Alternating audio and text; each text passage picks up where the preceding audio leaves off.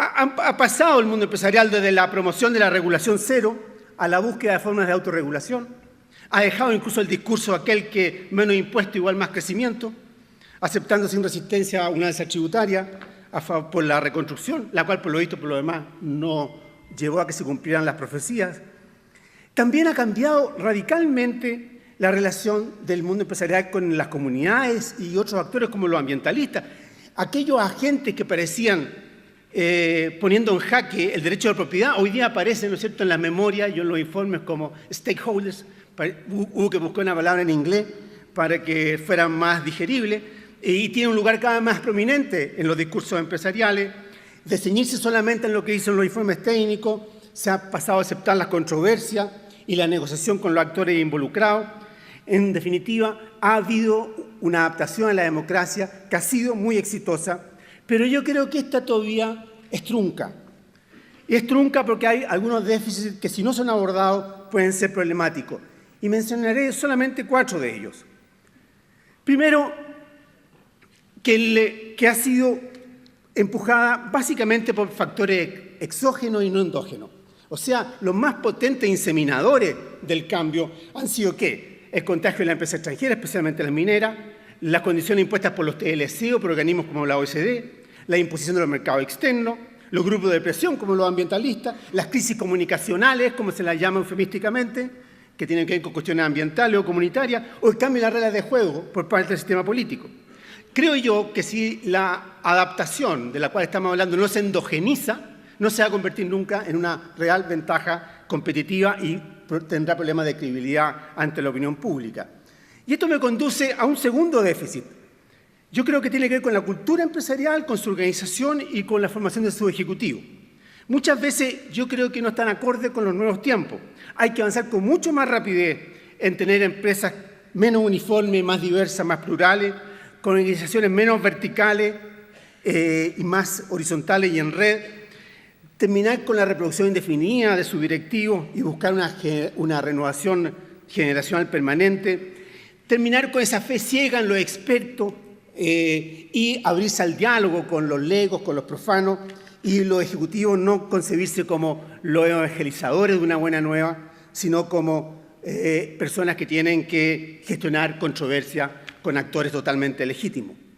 Un tercer déficit que yo mencionaría tiene que ver con la exclusión de los trabajadores y de los sindicatos.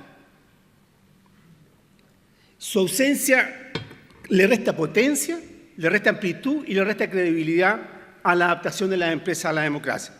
Que el sindicalismo actual es débil, que es reivindicacionista, quizá, lo más probable. Pero si lo quisieran, las empresas podrían cambiar ese estado de cosas. Han hecho cosas bastante más difíciles en estos últimos 20 años como para no ser capaz de reestructurar su relación con el mundo sindical.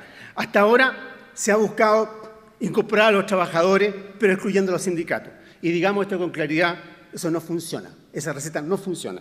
Y sin participación de los trabajadores a través de sus sindicatos es difícil que la adaptación se consolide.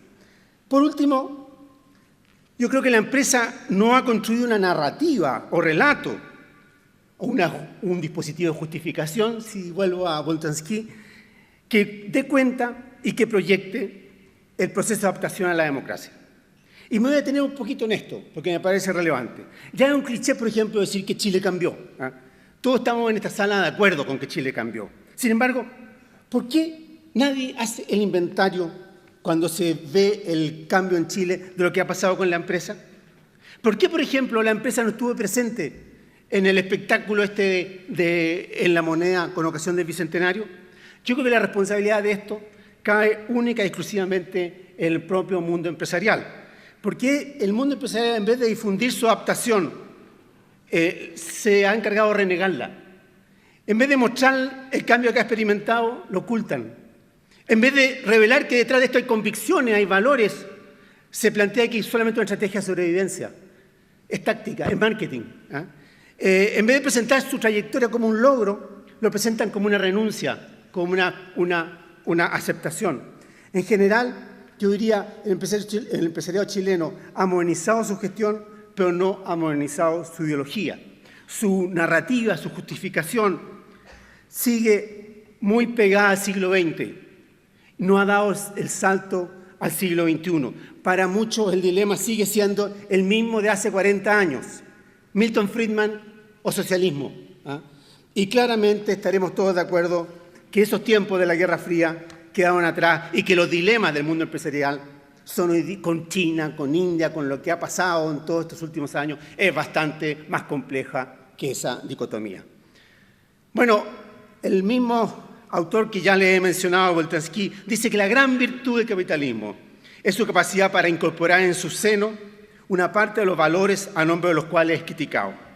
En otras palabras, en integrar la crítica a su propia justificación, como lo hizo con con mayo de 68, a propósito de la crítica a la falta de humanidad del capitalismo, lo ha hecho con la injusticia del comercio, lo ha hecho con el mundo ambiental, particularmente con el cambio climático.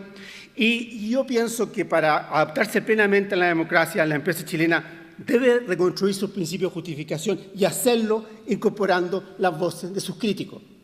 Bueno, es lo que hizo, para no ir más lejos, a raíz del terremoto y el tsunami del 27 de febrero. En este caso, su compromiso fue mucho más allá de la típica responsabilidad social empresarial, concebida en general solamente desde el punto de vista de relaciones públicas. Yo agregaría además que aquí se comprometieron las empresas como tales de capitán paje, no solamente los accionistas, como a veces se plantea, diciendo que las empresas producen, los accionistas regalan. Y el aporte, además, y eso es importante, fue mucho más allá de los recursos económicos, un aporte de gestión, y quizás lo más valioso fue el aporte de gestión, que es aquello donde el Estado y las organizaciones sociales son más deficitarias y donde las empresas, por otra parte, son más fuertes. Y en general las empresas actuaron además no imponiendo una solución de acuerdo a lo que decían sus ingenieros, sino dialogando con las comunidades. Yo creo que el 27 de febrero en ese sentido fue un punto de no retorno, de lo que fue una suerte de sinopsis de lo que viene en la relación empresa-país. El rescate de los 33 mineros fue otro paso, creo yo, en la misma dirección. Se consagró allí una suerte de simbiosis entre el enfoque empresarial y el estilo del actual gobierno. Ahora, esto abre oportunidades y amenazas, que creo que es importante tenerlas presentes. Por un lado, el éxito del gobierno será interpretado como una legitimación de la lógica empresarial. Cierto, pero por otro lado, los fracasos del gobierno se le achacarán a la empresa. Y cualquier faux pas empresarial se le va a cargar a la cuenta del gobierno. Y por eso es que el gobierno está tan sensible. Si no, es cuestión de ver lo que ocurrió en la ANFP a raíz de la postura de los grandes clubes y a quién se le cargó la cuenta. Por lo mismo, creo yo que sería un grave error del mundo empresarial dejar en manos del gobierno su justificación, su relato. Ya lo hizo una vez y todavía está pagando costos por eso, porque no hay que olvidar que los gobiernos pasan y las empresas quedan. Por lo mismo, la empresa chilena debiera ser capaz de armar por sí misma un dispositivo de justificación o un relato, aquel que le hace falta para concluir su exitosa adaptación a la democracia. Y esto es muy fácil de hacer. Basta con, por una parte, declarar que la adaptación a la democracia es un triunfo, no una derrota. Cuando gobernaba la Concertación, yo comprendo que para muchos era difícil, pues sonaba rendición. Pero hoy día las condiciones han cambiado. Y puede sonar incluso a triunfo. Enseguida, creo que hay que adecuar el relato a las prácticas empresariales de los últimos 5 o 10 años. Estas van, en general, bastante delante del discurso. Y, por tanto, habría que abandonar conceptos más propios de la lucha de clase o de la Guerra Fría y de la guerra contra el socialismo en el siglo XX, que es la lucha por la competitividad global del siglo XXI. Y, por último, creo yo, habría que abandonar, y esto es importante para la formación de nuestros ejecutivos, esa frenética búsqueda por buscar modelos foráneos y asumir con orgullo que hay una cierta forma chilena de hacer empresa, como hay una norteamericana, una japonesa, una china, una escandinava, una qué sé yo. Y ser fieles a esa forma peculiar chilena de hacer empresa es la mejor manera, creo yo, de ser competitivo. En suma, yo creo que hay que atreverse a gritar como lo hace esta nave a que Viva la empresa chilena mierda. Muchas gracias.